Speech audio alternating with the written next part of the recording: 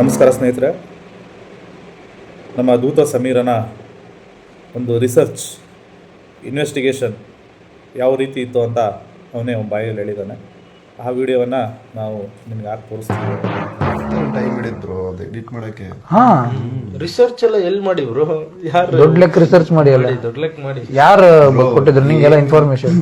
ಏನಿಲ್ಲ ಬ್ರೋ, ಅವ್ರು ಗಿರೀಶ್ ಮಟ್ಟಣ್ಣ ಸರ್, ಆಮೇಲೆ ಅವ್ರು ಮಹೇಶ್ ತಿಮ್ರೋಡಿ ಸರ್ ತುಂಬಾ ಇಂಟರ್ವ್ಯೂಸ್ ಕೊಟ್ಟಾರ. ಅವರು ಅವ್ರದ್ದೊಂದು ಎಲ್ಲಾರು ಒಂದು ಕುತ್ಕೊಂಡು ಒಂದು 50-60 ಇಂಟರ್ವ್ಯೂ ನೋಡಿ ಅಲ್ಲ.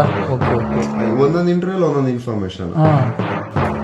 ಈ ವಿಡಿಯೋದಲ್ಲಿ ದೂತ ಸಮೀರ್ ಹೇಳಿರುವಂತೆ ರಿಸರ್ಚ್ ಮಾಡಿರುವ ವಿಧಾನ ಯೂಟ್ಯೂಬ್ ಸೋಷಿಯಲ್ ಮೀಡಿಯಾದಲ್ಲಿ ಗಿರೀಶ್ ಮಟ್ಟಣ್ಣನವರು ಮತ್ತು ಮಹೇಶ್ ತಿಮ್ಮರೊಡ್ಡಿ ಅವರು ಏನು ಸ್ಟೇಟ್ಮೆಂಟ್ ಕೊಟ್ಟರು, ಏನು ಮೀಡಿಯಾದಲ್ಲಿ ಮಾತಾಡಿದ್ರು, ಅದನ್ನು ನೋಡಿಬಿಟ್ಟು ಮಾಡಿರೋದು.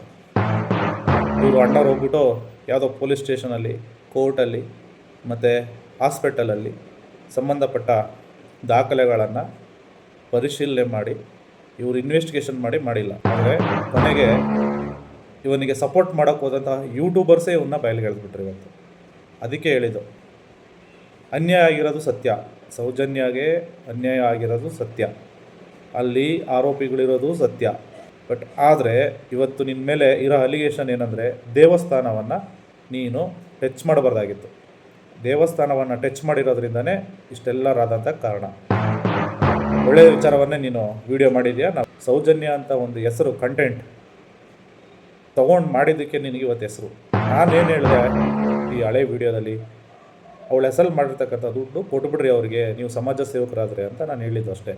ಅದಕ್ಕೆ ಜಾತ್ಯತೀತ ಹಿಂದೂಗಳು, ಕಲಬೆರಕೆ ಹಿಂದೂಗಳು ಬಂದ್ಬಿಟ್ರು ಲೈನಿಗೆ. ದುಡ್ಡು ಕೊಟ್ಟರೆ ಸುಮ್ಮನಾಗ್ಬಿಡ್ತೀಯಾ, ಸೌಜನ್ಯಕ್ಕೆ ನ್ಯಾಯ ಬೇಡವಾ? ಬೇಕು ನ್ಯಾಯ. ನಾನು ಹೇಳಿದ್ದು ದುಡ್ಡು ಕೊಟ್ಟು ಸುಮ್ಮನೆ ಮಾಡಿ ಅಂತಲ್ಲ, ಅವಳ ಹೆಸರಲ್ಲಿ ಮಾಡಿರೋ ದುಡ್ಡು ಅವ್ರು ಕೊಡಿ ಅಂತ. ಅವ್ರು ಬಡವರು ಅಂತನೂ ಅಲ್ಲ, ನಾನು ನ್ಯಾಯವಾಗೇ ಹೇಳಿದ್ದು. ಅಷ್ಟೊಳಗಡೆ ನಿಮ್ಮ ಮನೇಲಿ ಹೆಣ್ಮಕ್ಳಿಲ್ವಾ? ನಿಮ್ಮ ಮನೇಲಿಲ್ವಾ? ಅವರು ನಮ್ಗೆ ಅಕ್ಕ ತಂಗಿರು, ನಮ್ಮ ಅಕ್ಕ ತಂಗಿರು, ನಿಮ್ಮ ಅಕ್ಕ ತಂಗಿರು, ಇದೇ ಸಮಾಜ. ಇವತ್ತು ನಿಜವಾಗಲೂ ಸೌಜನ್ಯ ಅಂತಹ ಅನೇಕ ಹೆಣ್ಮಕ್ಳಿಗೆ ಅನ್ಯಾಯ ಆಗ್ತಾಯಿದೆ. ಸೌಜನ್ಯ ಒಂದು ಉದಾಹರಣೆ. ಆ ಸೌಜನ್ಯ ಕೇಸನ್ನು ಕರ್ನಾಟಕ ರಾಜ್ಯ ಜನ ರೋಡಲ್ಲಿ ನಿಂತ್ಕೊಂಡು ನ್ಯಾಯ ಕೊಡಿಸಿದ್ರೆ ಮುಂದೊಂದು ದಿನ ಈ ಥರ ಘಟನೆಗಳು ನಡೆದಂಗೆ ತಡಿಬೋದು. ಆದರೆ ಜನ ಬರಬೇಕು ಹೊರಗಡೆಗೆ. ಯಾವುದೋ ಯೂಟ್ಯೂಬರ್ಸು, ಯಾವುದೋ ಚಾನಲಲ್ಲಿ ಆ ವಿಡಿಯೋನ ಪದೇ ಪದೇ ಪದೇ ಪದೇ ಪದೇ ರಿವೀಲ್ ಮಾಡಿದ ತಕ್ಷಣ ಯಾವ ಕೆಲಸನೂ ಆಗಲ್ಲ. ಅದಕ್ಕೆ ಸಾರ್ವಜನಿಕರು ರೋಡ್ಗಿಳಿಬೇಕು. ಈ ಫೇಸ್ಬುಕ್ಕಲ್ಲಿ ಕಮೆಂಟ್ಗಳು, ಹಾರಾಟ, ಪಾರಾಟ, ಚೀರಾಟ, ಏನು ಲ್ಯಾಂಗ್ವೇಜ್ ಯೂಸ್ ಮಾಡ್ತಾರೆ ಅವರೆಲ್ಲ. ಅವ್ರ ಅಕ್ಕ ತಂಗಿ, ಅಣ್ಣ ತಂಗಿ ಇದರ ಇಲ್ವೋ ಮನೇಲಿ ಗೊತ್ತಾಗಲ್ಲ, ಆ ಥರ ಯೂಸ್ ಮಾಡ್ತಾರೆ. ಅದೆಲ್ಲ ಅವರಿಗೆ ಅನ್ವಯ ಅನ್ನೋದೂ ಅವ್ರಿಗೆ ಅರ್ಥ ಆಗಲ್ಲ. ಸೊ ಇವತ್ತು ಯೂಟ್ಯೂಬರ್ಸ್ ಅವನ್ನೇ ಬಯಲಿಗೆ ಎಳೆದಿದ್ದಾರೆ. ಅವನ ಜೊತೆಗಿರ್ತಕ್ಕಂಥವ್ರು ನೈಸಾಗಿ ಕೇಳ್ತಾರೆ, ಹೆಂಗೆ ಗುರು ಮಾಡಿದೆ ನೀನು ಇದೆಲ್ಲ ಅಂತ ಕೇಳ್ತಾರೆ. ಅದಕ್ಕೆ ಅವ್ನು ಹೇಳ್ತಾನೆ, 50 ವೀಡಿಯೋ ನೋಡಿ ಕಂಟೆಂಟು ಮಾಡಿದೆ ಅಂತ. ನೋಡಿ, ಇದೇ ಹೇಳ್ತೀನಿ.